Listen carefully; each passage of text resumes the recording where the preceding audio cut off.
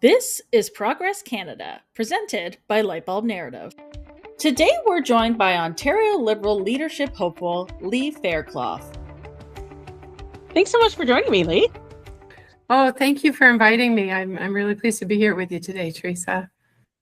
Okay, so before we really get into the politics of the conversation we're going to be having, it's going to be mostly politics. But, when I think of people who enter politics, there's usually two groups, right? There's people who want to be somebody and there's people who want to do something. And, based on your past life, your different careers before this, I suspect you were in the latter group. But it does beg the question of who is this person and why do they want to do this? What are they all about? So without mentioning your political career or your current ambitions, what should people know about you as a person? And I will start with the fact that I'm the mom of two teenage boys, and I've been happily married for 25 years, and family means a lot to me, actually. People should know that I grew up in a small town. I grew up in Southampton, Ontario, on the shores of Lake Huron in Bruce County. I don't know if you've been there. It's like some of the very best sunsets in the world. But, in a small town like that, you know what it means to be part of a community. We also spend a lot of time in the outdoors. It's so beautiful. So our family is very much our favorite pastimes are outdoor adventures together and canoe trips and climbing mountains.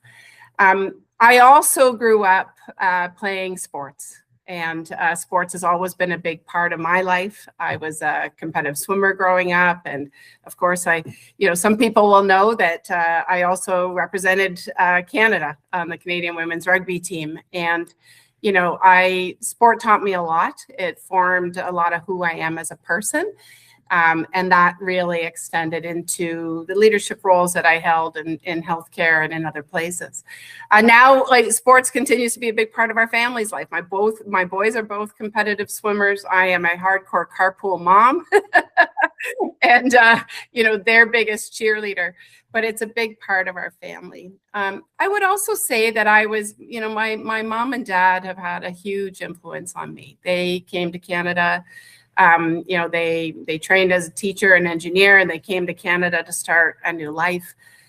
They really instilled in us, the importance of hard work, but they also instilled in us this sense that if you see something that you don't feel is quite right, that you need to stand up and do something about it. Don't just talk about it, look at it, but do something about it. And so, as you've referenced, before I came into politics, I worked in healthcare for many, many years.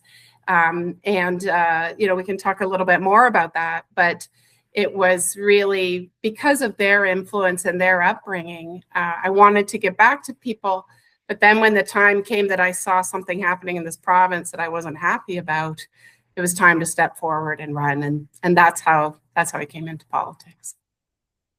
I want to talk about sports generally and rugby a little bit more, because I know a lot of people in politics who used to play competitive sports. I used to play rep softball myself. We won an all-Ontario championship. That's my claim to fame in the sports world. But I think athletes are interesting because there's a connection between that and politics, and that there's the adrenaline piece.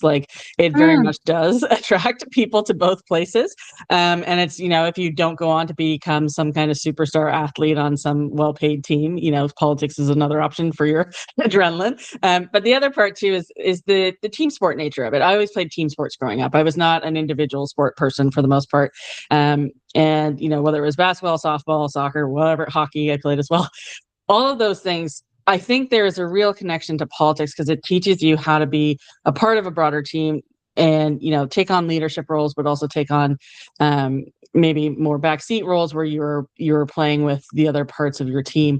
How important is that team sport aspect to you of politics? Because, right now the Liberal caucus is not huge, but it is a well-oiled machine. And I think it's, to mix metaphors, you're rowing in the same direction and doing really good work together. How important is that? And then we'll get to rugby after.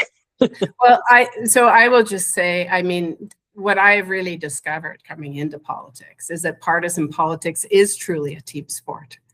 And we need, members of, I think that as a leader for the party right now, We need somebody who knows how to be a really good team player and knows how to lead teams and get the very best out of them. And, that means, when I think about the team that's part of politics, yes, absolutely, it's the caucus and the way that we need to think about opposition and holding this government to account. It's also the team that is the party. And it's the team that is the 124 PLAs across this province, the young Liberal clubs, the seniors commission, the women's clubs. And I think that if we can bring that spirit and that, that drive together, then we really will be able to achieve something great. I often say, some people say, oh, you played rugby, you're tough enough to take on Doug Ford. That's enough for me. And I hear that a lot on the campaign trail. But sports is always, I took a lot from sport for how I provided leadership in my 18 years as an executive in healthcare. And it is really about, how do you set goals together? How do you do the hard work to reach those goals? How do you win and really celebrate well together? And then when you lose, how do you get up quickly and reflect and get right back out on the field? And that's where we are. We've actually done some reflection as well as Liberals, which is great. We kind of know where we need to go, but we need to get back out there. And so I agree, Teresa, it's the team aspect that is actually going to lead to our success. And right now I feel that we need a leader that's going to help us to do that. How important was rugby for giving you an outlet for female leadership as well? Because I think that's something that isn't necessarily offered to young girls. And what is your preference? Do you like the full rugby, or are you into rugby sevens too? Yeah. So first of all, I will just say I was at that Pan Am, the 2015 Pan Am sevens as well. It was so exciting to host it here in Toronto. I love both. I love the speed of sevens. I played sevens as well. But I love rugby union, which is like the 15 aside. And, part of the reason that I love rugby so much is there is a role on the field for every kind of athlete. So I'm extra tall, as you know, you've seen me. So of course I played in the second row, or I played number 8, and those are, those roles are designed for the tallest people in the team. But there's also roles for, if I think about the person who played number 15 for Canada, she was under 100 pounds. She was an unbelievably speedy and an amazing tackler. And so you need all kinds of capabilities. And what's the beauty of rugby is how all of that comes together to really orchestrate on your game plan. And, that's where I draw the parallel to whether it was when I was leading a hospital, and you think about all the different members of that team that you need to provide care, whether it's the surgeon who's doing the procedure, whether it's the person who's making sure that the instruments are sterilized, whether it's the nurse that is actively working with the patient and family prior to and during that procedure. There's rules for everyone. And politics is the same. Politics is about, how do you bring volunteers together and find just the right way for them to contribute and use all of their talents. So, that's the first thing that I would just say about how does rugby really prepare and translate, into the environment that we're in. Funny enough, in high school, we didn't have rugby at my school yet. I played flag football through high school. Okay. Yeah. And then rugby kind of came on the scene after that. In fact, the year after I graduated was our first high school team. But I went to the 1998 World Cup in Amsterdam, and we were the game opener with the Netherlands. They wanted to compete against Canada. But we went in seeded 8th, and we came out a mighty 4th. We were really pleased with that result, but boy, did New Zealand ever beat us. They were really good. So, fast forward to last summer, and we watched the women play in England in the Rugby World Cup final. They beat New Zealand in the semis. And then the crowd, right? It was over 62,000 people showed up at Twickenham in England to watch women's sports. So to me, it's been amazing to see how that evolves. And, lastly, the statistics are really interesting around women in sport, women in leadership, women in the C-suite, actually. the proportion of them that were varsity athletes or played at an elite level, like I think it just speaks to how sport trains you for leadership. So now that I've spent 10 minutes talking about things I didn't plan to talk about, let's start talking about politics a little bit. So when someone's running for premier, there's only so many things you actually end up getting to do in government. You only have so much time. A lot of other things come up, and you really have to be sure of what your priorities are going in. What are, the 1, 2, 3 big things that you want to get done should you become premier? Yeah, I think that the reason I want to be premier is the same reason that I got into politics in the first place. We can be doing so much better in this province for people. And, maybe this is a good chance to talk about, how I originally came into politics. And I mentioned I worked in healthcare for 27 years, and I was working as the president of St. Mary's General Hospital in Kitchener. Through leading the hospital through the pandemic, but also the regional response in Waterloo, Wellington. And I had a front row seat for how decisions were being made during that time and seeing the impacts of those decisions to our healthcare system. And one day I really hit a turning point where I realized I could not stand by any longer and watch this change happen in front of me. And so I stepped forward and I ran in the 2022 election. It was a good campaign, but we lost by 800 votes. But, fast forward to 2025, and we were successful last year. And I find myself here at the legislature. And, I see that my concerns on healthcare, they're the same concerns on just about every file. We have a government that has spent more than any other government to really deliver the least that we've seen for what people need. And so, I think that it's from that perspective, yes, there's 3 policy issues that I want to address, but the very most important first thing I would do is shift the way that this government is approaching governing. Somehow, this government has convinced the public that their only job is to address the economy. And that is important, don't get me wrong. Like, as premier, that will still be very much front and center. But this government seems to have convinced the public that the other key areas, which are healthcare, education, post-secondary education, that comprise close to 67% of the budget, are an afterthought to them. Now, I was taught that if you're managing a budget and that's the primary part of it, like, you make sure it's successful. So I would shift the tone of government right away to say, how do we see these things that a provincial government is primarily responsible for?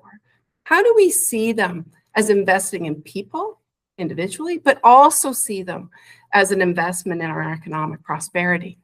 Because jurisdictions that do them very, very well, that is the result, actually. So that's the first thing, would be just shifting gears. On 3 big issues, affordability is front and center for people. Young people who are graduating right now are coming out, to the highest unemployment rate that we've seen since the 70s. The recent decision by this government to add and change the OSAP program and add to that debt, like, that's something I would change right away. And, people are just worried about, can they afford to buy groceries or pay their rent this month? And we need to not just address homelessness, we need to actually get ahead of it and stop people from losing their homes.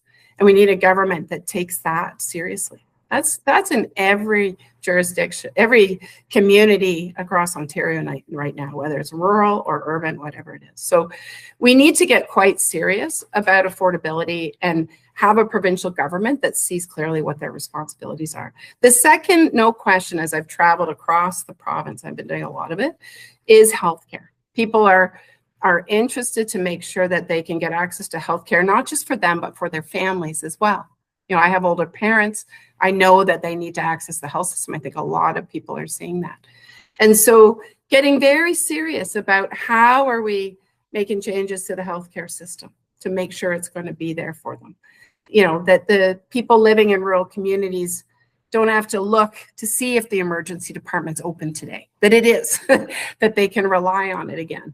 That we really do need to get back to tackling that. And the other thing on healthcare, it comes back to the decisions of this government to pay far more for the same care with taxpayer money in a private environment than a public environment. I mean, I think the public, every time I talk in communities about this, the public, people are enraged actually about it, as they should be. Yeah. Yeah. I mean, we talk about you don't need to pay for something with your credit card, you pay for it with your OHIP card. But what kind of place would you actually pay 3 times as much for the same service somewhere? I mean, I don't mind competition, just make the rules the same. This has always been my rant about the private system, because you are putting the cost of the service itself, like there's the staffing, there's the materials, whatever it is, and then you have to add in profit. In what world is that ever going to be cheaper, right? Whether you do it through OHIP or elsewhere, like it does not make any financial sense to me that, profit means you have to add in additional costs, whether it's paid through your taxes or paid through your credit card. You are paying more because they've made this choice, right? That's right. And again, like if even if you do want competition, just make the pricing the same. And so then the other issue, of course, is education. I mean, people are really concerned about it. And we just need to get back to class sizes that are reasonable. My son's in high school and he's got over 34 kids in one of his science classes right now. We need to see the investment in people that will support as an investment in their future, not as a burden to a budget. And we need to support teachers and workers to be able to be successful. And so, the last thing I'll just say on this question, because I think it's such an important question, we need to focus again on the outcomes that we're getting to and value. I mean, this government, they love to make announcements. But if you push, and I push in the legislature all the time on this, how are we making sure that we're getting to something that's different for people? If you're going to put money into mental health care and mental health and addictions, we need a system of care in this province. If we're going to put millions of dollars into it, let's be sure what the outcomes are that we're going to get to for people. If we're going to, have a $4 billion fund that's going to be there to support the economy and support businesses, let's make sure that they know how to get access to it. And that actually we're using it to that purpose and that we're seeing the results. And I just don't feel that this government has any eye on that. And I think that the people in Ontario are seeing it now. They're seeing all these other choices that with the Freedom of Information law changes, and they're just hiding behind decisions. We need a government, we need a leader that is going to take us forward, have a vision for Ontario, and make sure that we get there. I saw something today about how people don't understand what $1 billion is, and they really don't. Like, nobody can conceptualize that, right? And in government, I used to complain about this all the time, because every government gets governmentitis, where by the end they start to just talk about all the money they're spending, which I don't know who that's appealing to anyway, but because most people don't want their tax dollars just being used in huge sums. But also, people don't understand what that means. They don't know how many people have been helped. They don't know what we've advanced in terms of improvements to things. They don't understand any of that. And then we just throw out these big numbers that are meaningless. And in the case of this government specifically, there's real questions about where the money is actually going and if it's actually doing anything, right? At this point in this government's tenure, there's very clear questions about that, even in terms of like federal healthcare transfers. Where has that money gone? We don't know. It's a black hole. So these are really, really good questions to have. And I really appreciate you bringing that up. I do want to talk about the Liberal Party itself. So you mentioned those 800 votes that you came up short the first time. And I think one of the big things that helped you get over the hump and win the second time was, one, yourself and your dedication to winning that riding, but two, the supporters you have locally. You have a really good riding association. You were very active in between campaigns. And I'm wondering what you think about how there's still a lot of Liberals in this province, like even card-carrying members of the party, despite 3 losses. And I'm wondering how you would go about engaging, supporting, and leveraging the talents of those group of volunteers, because I think that's a crucial part of us winning back power. Yeah, I couldn't agree more with you on that last point. It is critical, and it's a critical time for us. I think people are hungry for reform in the party, and I also think people know that we have the rebuilding to do. Now, what's wonderful, this is the good news, is that as I'm traveling across the province, I've been doing a lot of it for several months, even before all this discussion of leadership started. I was doing it last summer down in Southwest. And, you know, what's inspiring is that Liberals are showing up. They are coming out. Even in places like Sarnia and Windsor, I was just there a couple weeks ago. And people who haven't come out in a long time are coming back out. So we need to make sure that we're ready and supporting and empowering people to do the work that they want to do. And I do want to talk about Etobicoke Lakeshore, because I talk about that team in a lot of places around the province right now, and people identify with it. They say this is really possible. So what happened in 2022 is we ran. It was a 6-week campaign. It was a good campaign, but we lost by 803 votes on 49,000 voters. And in the days after that, you know, the team said, Lee, you know, we really want you to be a candidate again. I said, let's not even talk about that right now.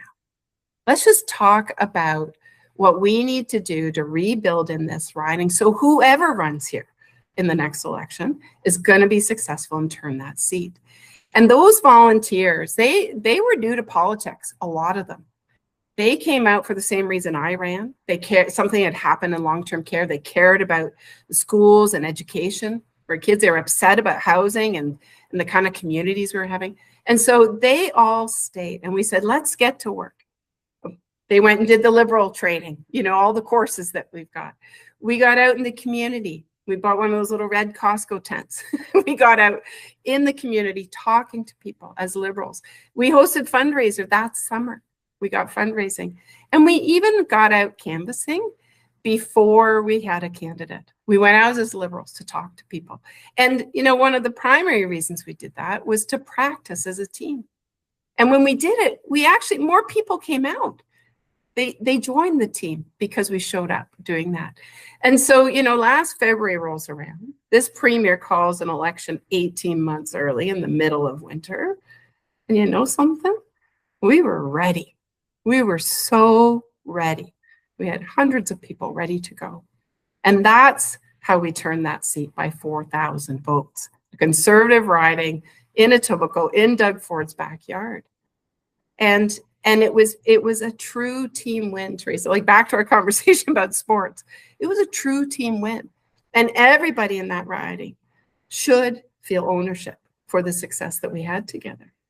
So that's, you know, when I look now, we have PLA presidents, we have many people on the ground. We have some ridings that almost won last time. We're very close, and I've been really pleased. I've talked to a lot of them after, and many of them are continuing to do that good, hard work, because I believe it's going to be the work we do between the elections that will make all the difference in the next election. And so, you know, we need to be there to support people to do that. They need to feel empowered to go.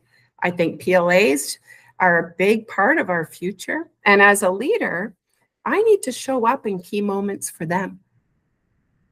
Other members of caucus, when we show up in communities and we're supporting their community conversations, and then we bring that back to Queen's Park, it's very encouraging to see that kind of connection. And we need to continue to build that.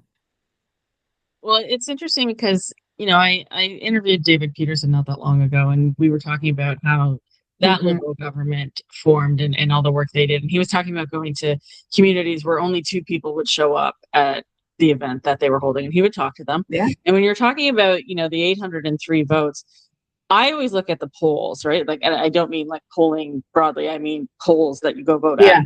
And when I hear a number like 800, I go, oh, so two voters per poll. That was the difference, right?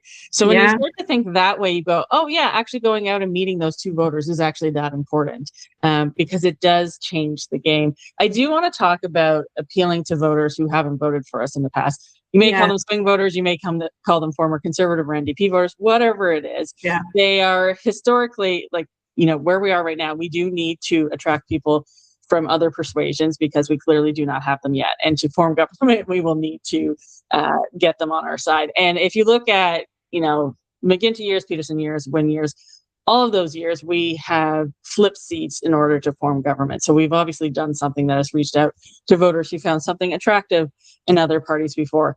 You're in Etobicoke Lakeshore. You're in the heart of Ford Nation. Etobicoke is Ford Nation, right? And you were able to flip that seat despite him having a majority win. I think there's probably something to learn there. What do you think it is? Yeah. I think that what I've learned since I come into politics is that politics is about people and politics is about trust. And, if we can do the work so that people know who we are and how we are going to approach any problem, we will be much more successful in the future. And so, you're right. I needed to do that in Etobicoke Lakeshore to win this election.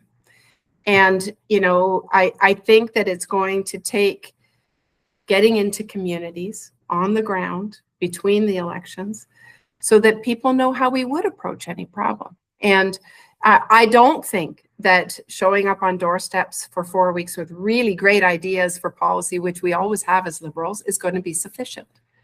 It's going to have to happen before that. And, I'll use a good example. I was invited down to Brockville. One of our previous candidates is very active in the community there. And she said, we really want to have a discussion about homelessness and about healthcare. Can you come? Because I'm the critic for hospitals, mental health, addictions, and homelessness. Would you come down and we'll have a roundtable discussion in this community? Well, it was great, Teresa. This was not a partisan event at all. It was a community event. Mayors showed up, that we know are probably more inclined and conservative leaning. There were NDP members there. There were people from the rural communities that came in because homelessness is really starting to hit those communities. And we had the leaders from the hospital, the food bank, and we had citizens. And I started the conversation with 10 minutes about how would we approach solving some of those issues? How would we approach addressing them? And then we had a Q&A for about 70 minutes. They asked me questions and I responded. And then sometimes I'd pose a question back to them to ask, what does this mean in your community? And by the end of it, people had a very good sense about how we would approach that problem as Liberals. I think of another example when we were campaigning and in the last election, and we were in an apartment building, and the door opened beside me and with the volunteer, and the person inside knew the volunteer with me. And you know why? Because they had a big, long policy conversation at the Grilled Cheese Festival the last summer. And that sounds like a really great place to go, right? Invite me to that. Yeah, I'll invite you this summer. It's awesome. But I think that, this is the point, right? There was already trust there. There was already connection. They already knew that we were out in the community talking to them about what matters to them. And I think that is the work that we need to get to. And some of that can happen through social media and the ways that we can share ideas, but a lot of it needs to happen with, Teresa, the Liberal, being out in her community, talking to people, not just as Teresa, but also as a Liberal. And again, I say it's also, we need to show up as the leader, as caucus members. We did this in Campbellford recently as well. We went out canvassing. This is Minister Puccini's riding. We went out knocking on doors first, and then we held a healthcare town hall that was open to the community. Lots of new people walked in that door that day that had never been to a political event before. And Dr. Adil Shamji, my colleague in caucus, and I, and Roger Martin had a discussion about healthcare in more rural areas and what we need to do differently. So that's, to me, is a big part. The other thing I'll just mention is giving people confidence that we will address the issues that matter. And I don't know if you've seen, Teresa, but I just released this new private members bill on stopping. I did. Yes, stopping gambling online advertising for gambling, online gambling, you wouldn't believe the response. I mean, the data is so compelling about why we need to. I mean, people are wagering $83 billion a year in Ontario on online gambling. The calls to Connects Ontario have just skyrocketed, especially for young people seeking help for gambling problems. And then the corrosiveness of sport. I mean, people can't even watch a game now without being bombarded by it. It's a scourge. It's on like everything that you watch. And the thing that has concerned me is you look at Connor McDavid, for example, is from my hometown, and he's a really big thing for young kids. And when you start having athletes like that doing betting ads, it does something to young kids when they're watching these games. And I have heard from young people that, like young men in particular, have started using these things regularly. And I'm just like, when you think about the inability to get housing, the difficulty getting jobs, and then you're throwing in gambling addiction on top of it, like it's just not a good path we're putting young people on. And, you know, all those things do have one thing in common. Doug Ford, we should replace him, but, you know, that's an aside. But so I do really appreciate you bringing it forward, because it is like a very clear problem with a clear solution. It is. And you're right. I mean, this was created by the Ford Conservatives. They privatized in 2022, which opened up the market. And so even all those wagers now, it's not even staying in our country. Like it's international. But I think, you know, I use it as the proof point, because as I was up in Thunder Bay last week, I was up in Caledon on the weekend, like people see this as the right thing to do. It's an issue that we need to act on. We don't allow advertising for smoking. We didn't allow advertising when cannabis was introduced. We need to stop this now. And so I come back to, this is in this context of how are we going to swing voters? Well, we're going to swing them not just by saying that the current government is not doing enough, you know, but actually by showing them through compelling examples, how would we do things differently? And this is a good example that we need to tackle. Speaking of governments, I want to talk about the most recent Liberal governments. We had the McGuinty and Wynne years, which was about 15 years collectively.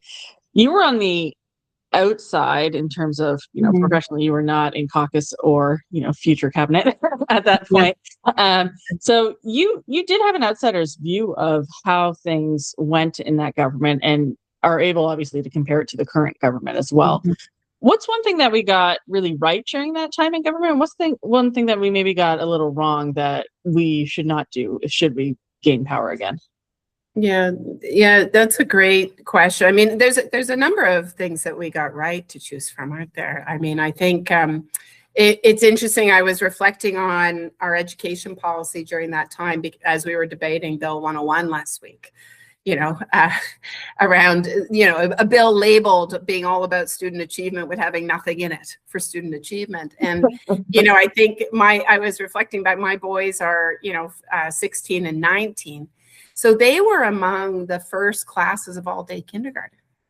And, you know, when we go back and we research, what was the impact of that? Well, very direct results, right? On scores in achievement and in reading and math, but also economically. Like it made a difference to families, and it kept more women in the workforce, you know, which is a really important issue to me. I've always watched that policy over time, but it kept more people in the workforce. So this is like a great policy, right? It benefited our kids, and it's like a great proof point for like contributing to our economic prosperity. So I think that's one that's a great example. And now again, I say my son's in high school, and we've got more than 34 kids in his science classes, and the junior schools, it's the same. So, that's something that I think we did well. I would just say the other thing I felt we did really well in the healthcare system was we introduced accountability around outcomes, and we measured outcomes, and we reported on them, and we knew what we were trying to get to. And I remember being a young person in the healthcare system, remembering that very vividly, the difference that it started to make. All that's been pulled down, of course. We have hallway healthcare that's grown only under this government, but the solution is to stop measuring it. So I was going to say, because when you were managing a hospital, like there is a view from management consultants and stuff that you can only change what you measure. And if you're not measuring it, you're not going to figure out what's wrong, how you can make improvements, all those kinds of things. And the McGuinty and Wynne Liberals were very big on, surgical wait times. And like, there was all these different metrics that we measured. And to your point, Doug Fort's solution has been, oh, the numbers are bad, let's just stop counting. And, that's not going to actually improve anything. And I can say, as a leader of a hospital, I always kept that practice. Like every dollar we spent, I wanted to make sure that I would turn to the team and say, is this the best way to do this to get the best outcomes for the patients that we're serving? It was a mindset that kind of came from that time.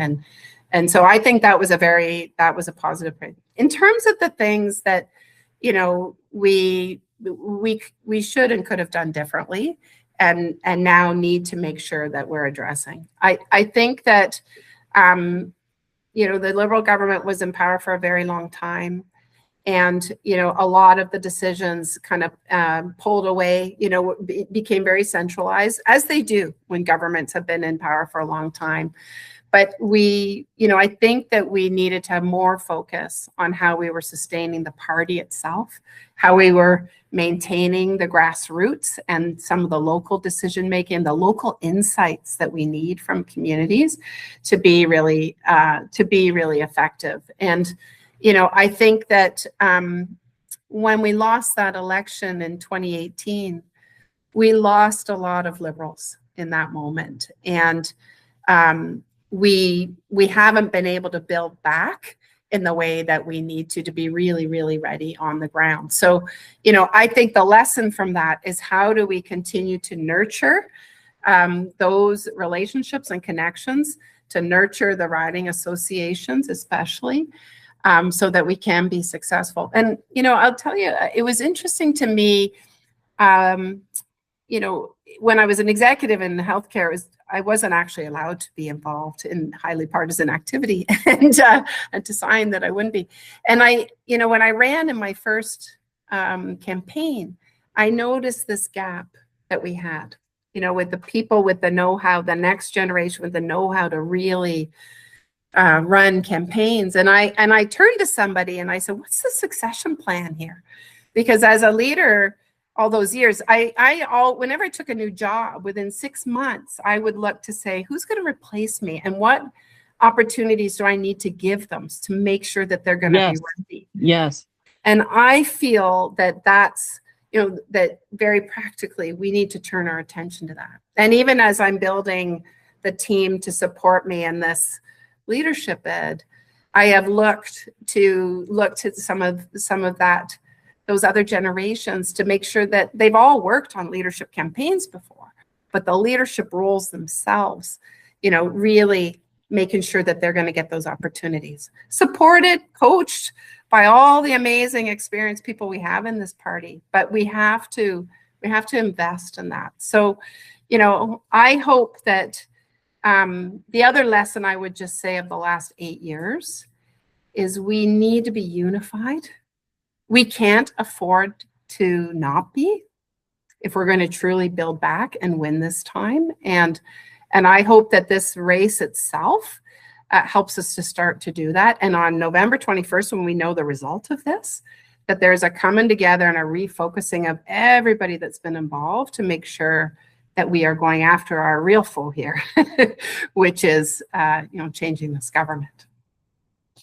I really appreciate the piece about, intergenerational mentorship and planning successions. And I'm a Pearson Liberal. When I think about his government, there are multiple prime ministers in his cabinet, right? Like, he thought about, what does the future of the party look like? How can I bring in new talent? Yeah. And, the next 30, 40 years of the party was from his cabinet, more or less. And I think about that a lot, because I do think that is, if there is one thing that we really did wrong in government, I think it is that piece. This is the other piece of governmentitis. You start to think, oh, well, we're just in government forever. We don't need to think about these things. We don't need to actually train people to become the leaders of the future, yada, yada, yada. And that is something that did happen in the later McGuinty years and in the Wynne years as well. And I think that has a lot to do with why we've been in the wilderness for, the last 8 years. I do want to talk about opposition, because you have been outside of opposition, and you've also been inside of opposition during this time. And I think that's a very interesting experience, which you are almost uniquely a part of. Tyler would be another one. What do you think we've gotten right in opposition, and what have we gotten wrong? And are those things tied to when you got there or not? I mean, I think that there's no question that getting party status is a huge thing. So yes, that is when I came, but it's more about the fact that we got party status after the last election. And you know, I think that is important from a few different perspectives. One is just the time that we actually have in the legislature to hold the government to account. You know, I think about my colleagues when they were independents ultimately before that. You know, they were lucky if there was 5 minutes in a week that they could actually say something to challenge the government and hold them to account. So now, you know, in opposition, we are very present. We are very active in question period. And John Fraser, our interim leader, is doing a good job now of making sure that we are having a concerted effort as a team in the way that we're approaching opposition. I will say, though, we've had to rebuild all of that again, like the Liberal Caucus Support Bureau, and it's been wonderful to see like previous MPPs and members from the opposition days actually stepping forward to help give us advice on like what were their strategies, how did they go after an issue and really make sure that it would stick. And so we need to be doing the same.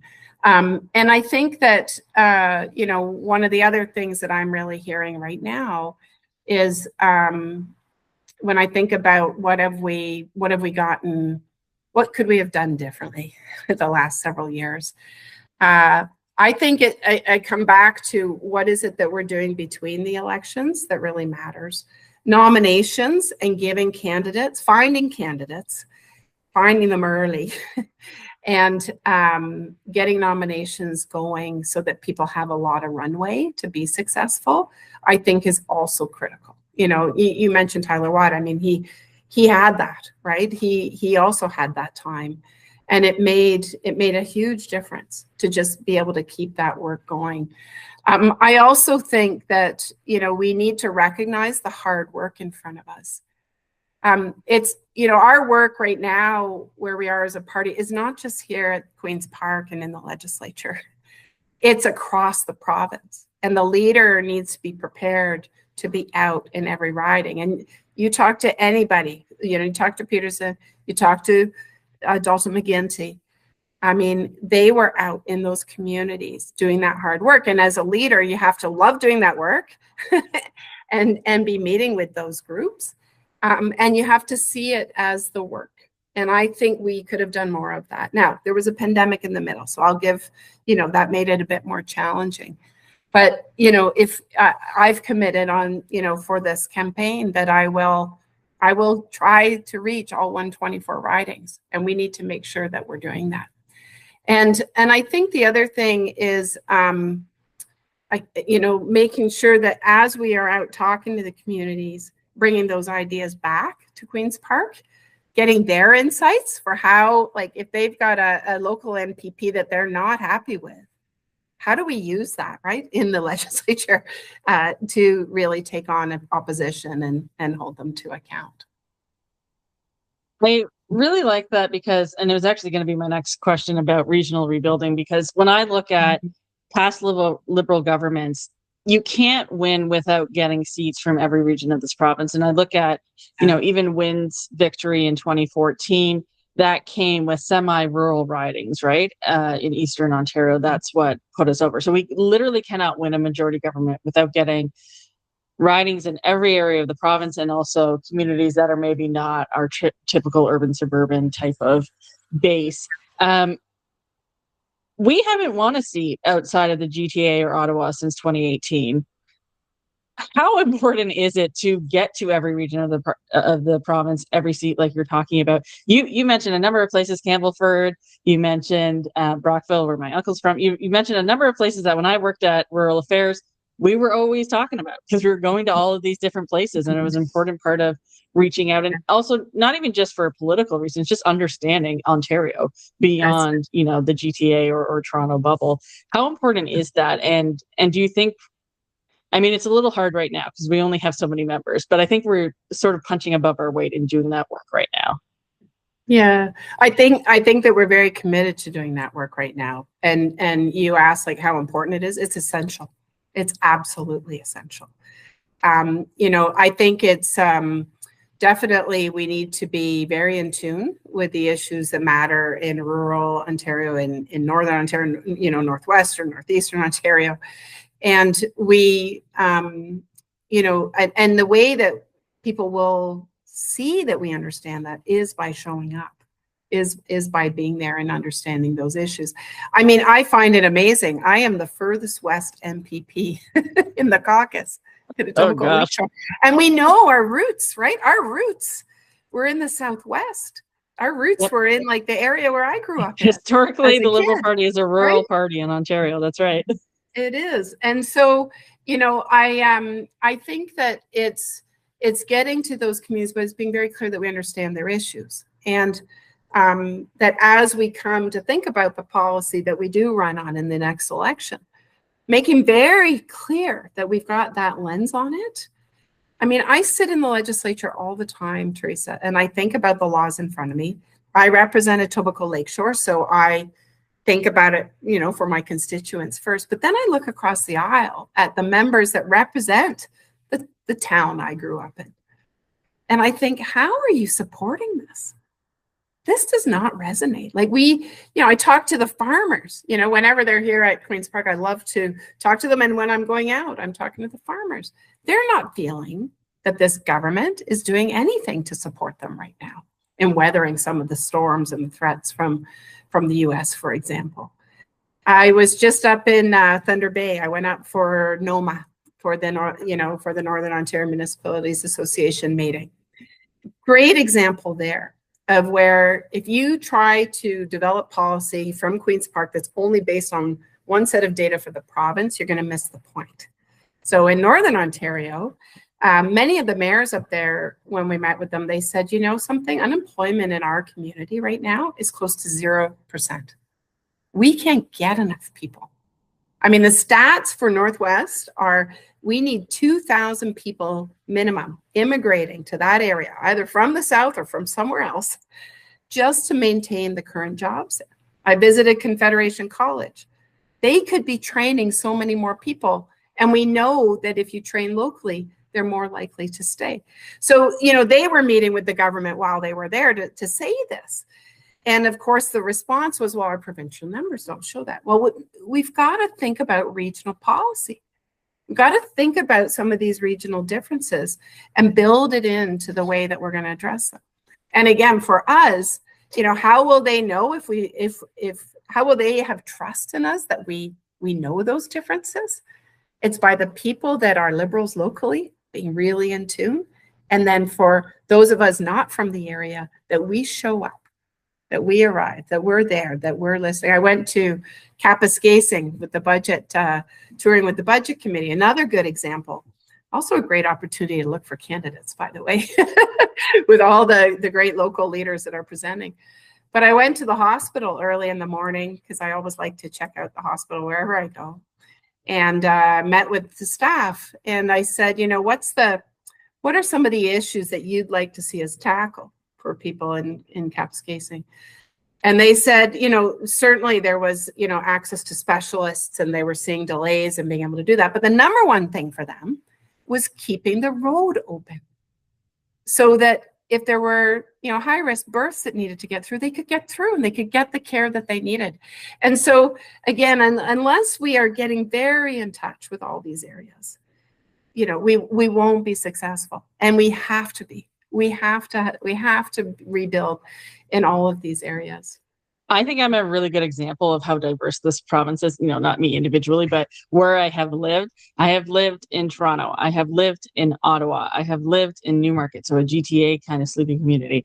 I have lived in Moosonee. And you speak of these like high risk births, like my birth required a helicopter to get across the river, right? Because the hospital was across the river and you're in breakup season, so you can't go across on a boat or a car. And like there's different realities depending on where you live and what's going on. And we don't necessarily think about that in downtown Toronto about, oh, we got to keep roads open for ambulances to get by. And there's only, a small number of them. I've been to Kapuskasing, I've been to Cochrane, I've been to a number of places up there and talked to paramedics in those areas. And it is very, very limited, the resources they have. And you have to be able to make sure you can get by. And the weather doesn't always cooperate with that. So, like there's just such a diversity in this province. And you don't know that unless you go out into these communities, and you don't know that unless you build up local relationships that can report into you regularly. So I do appreciate how much you've been traveling, because I think a lot of people don't understand that, either because they haven't done that work before or because they've been in Toronto so long and have forgotten that that's the key aspect of it. Right now, I'm looking at the whole Ford government. A lot of those members, I think, are forgetting that. But it is really, really important. I do want to talk about canvassing, campaign mechanics, because you're talking about engaging with people at events, things like that, going canvassing and stuff like that. I'm a huge supporter of deep canvassing and in between campaign canvassing, because I don't think you learn enough about the population unless you go do that work. We have turned canvassing into a head counting exercise that you do the few months before the campaign. I have looked at our party data in terms of both donations and canvassing. And on the donation front, for our last few years in government, 95% of it was in the last 6 months before a campaign, which is just not how you build up a war chest. And that's not how you build up a voter ID base either. And there's a lot of people who have the view of, oh, if you just go in just before the campaign, you'll have really fresh data. Anything before that is stale. And I just don't believe that argument. I know people move a lot. The average in the US is every 2.5 years people move. So we do have to think about that. But at the end of the day, you're not going to get information from people unless you go get it. So you have to show up. At the same time, I think we are entering a period of digital first campaigns. Our first touch and last touch with voters will be online. Given both of those realities, what do we need to get back to basics on, and what do we need to drag our party into this decade on? Yeah, I think so. Thank you for the question, and I think it's a really important one for us right now. We need to modernize the systems that we're using to support our party. I mean, we have some real basics, like an easy way to know if you're a member or not, an easy way to know where you're at in your fundraising, like your cap for how much you can donate in a year. Those are things that I think that we can put in place, and it's going to take a leader that has it on the priority list to help everybody make sure that it happens. I think that in terms of your comment about campaigns and digital, we absolutely, social media needs to be a big part of the way we're reaching people, the way we're reaching people where they are at. I mean, I've been so inspired by the number of young liberals that are getting involved in the party right now, and some of the skills and expertise that they're bringing to that in a way that's going to appeal and draw other groups in. But from a pure campaign perspective, I am a believer that you need both. And I'll use a good example from our own campaign in Etobicoke Lakeshore, because we did use both. We use the digital, we boosted different content, and then of course we had a very strong ground game. But there was one video in particular that I feel was a great exemplar of this. It was, you may remember in the media, there was two new doctors coming to Walkerton. And there was these images of people sitting in their lawn chairs on the front yard waiting overnight, and they were covered in snow. And that's kind of how desperate it was to get access to a family physician. So in Etobicoke Lakeshore, a big city, there are 22,000 people without access to primary care. So we did the math to count how long a line would that be. And sure enough, it led from the riding to the doors of Queen's Park. It just happened to work that way. So we did this video of me talking about the importance of this, but we had a visual of that line on an aerial map, leading down to Queen's Park. And that video on YouTube did really well, very, very well. And we would boost it to the neighborhoods we were going to the next day. So what would happen? I would knock on the door would open, and they would say, "You're Lee Fairclough. You were just on my TV talking about healthcare." And it just jump-started the conversation. And it happened many times for the volunteers as well. It jump-started the conversation. But I think it's, I come back to politics about people, politics about trust. We need to be thinking about how are we using that content in a way that they are getting to know who we are, what our values are, and how we would approach solving any problem. And I think if we do it that way, we have to do it in an entertaining way to grab people. There's no question about it. But I think it can really help us. And especially, I think door knocking in rural communities, I just did it 2 weeks ago, in Campbellford. Like it is different, right? Than in very big cities or, and even more rural and remote areas, like it's even tougher. So the digital part of the way we approach campaigns has to be part of it as we move ahead. Really appreciate that visual of the line, because whenever I used to look at, like, say, the number of people who are unhoused in the province or something like that, or the number of young people in this province who don't have jobs, who are unemployed while searching, I always go look at the provincial list of cities by population and go, okay, which one is it closest to? Okay, there's our comparator, because people understand that a lot more than these abstract numbers. So I really appreciate you doing that. And it also leads into my next question, because I think you've shown an example here of, Doug Ford is a master of the attention economy. He is very good at filling the window with things.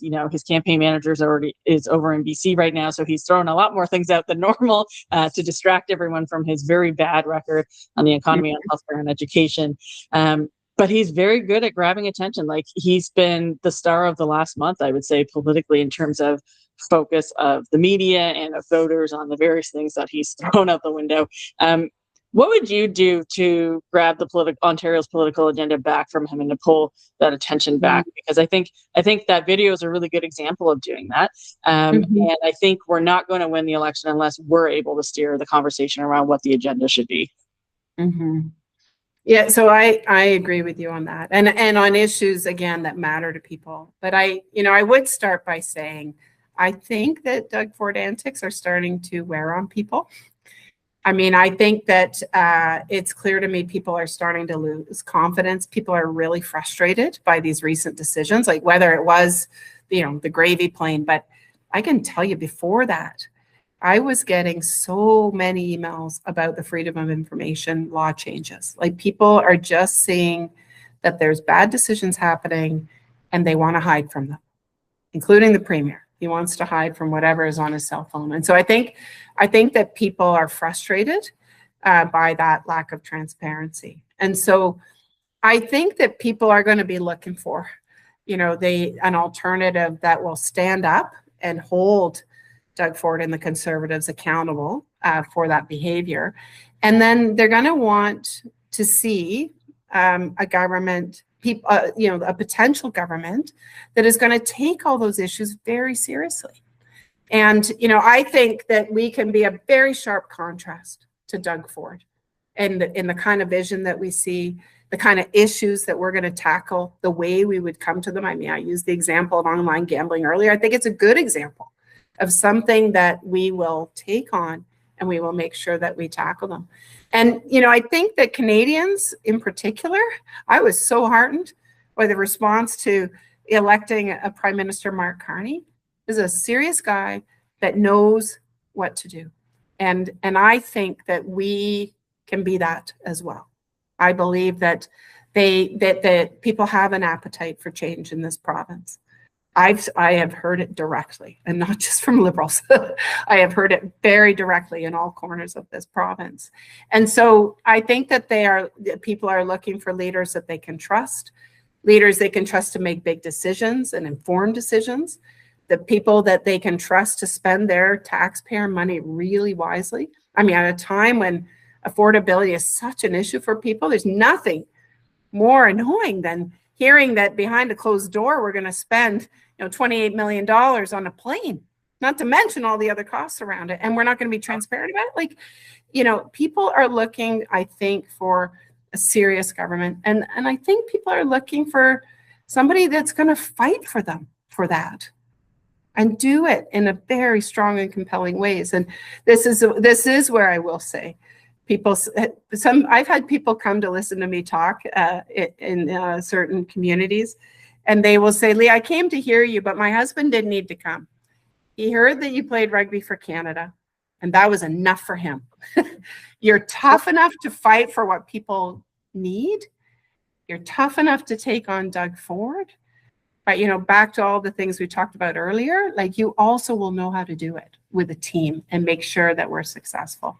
So I think that that's the way that we get past his antics. We show a very good, solid, serious, compelling alternative. Okay, so because I promised to get you out on time, my last question is just, what's your 30-second elevator pitch to members come November, because they're going to be the ones voting for leader, and where can people go to find out more about your candidacy? Well, I think that, right now for the Liberal Party, we need a leader who wakes up every morning wanting things to be better for people in Ontario and wanting these important things that we hold dear, like our healthcare system, education, like addressing affordability in real ways, that they know that they will wake up every day wanting those things to be successful. I think that Liberal voters are tired of being ignored, tired of the Conservatives, and it takes somebody who's going to be ready to fight for better, and I will be able to do that. I also think at this moment in time, we need a leader that is a true team player and that knows how to lead teams. Partisan politics is a team sport, and we will be successful when we work as a team to achieve that. And, as somebody, again, who has, led hospitals through some of the worst times, I believe that right now is the moment that I need to step forward and contribute those skills and abilities. I was not a person who at 15 wanted to be premier one day. I wasn't. But I am a person that sees a point in time where I feel that I can contribute in a way that will help our party and help our province to be much better and grow and rebuild and sustain that rebuilding long past this leadership race. And so with that in mind, I ask for people's support and to put their confidence in me, and to find out more about our campaign and to join us. You can reach us at leefairclough.ca, and you'll also see me in your community before too long. So I look forward to seeing people in person in communities across this province. All right. Thanks so much for joining me, Lee. Thank you. This has been a lot of fun, Teresa. You've been listening to Progress Canada, presented by Lightbulb Narrative, a Canadian-owned company specializing in strategic communications, narrative development, and content creation. Our music today was composed by Elliot Middleton. If you enjoyed today's episode, please consider subscribing to access future episodes the moment they drop. Thanks for listening.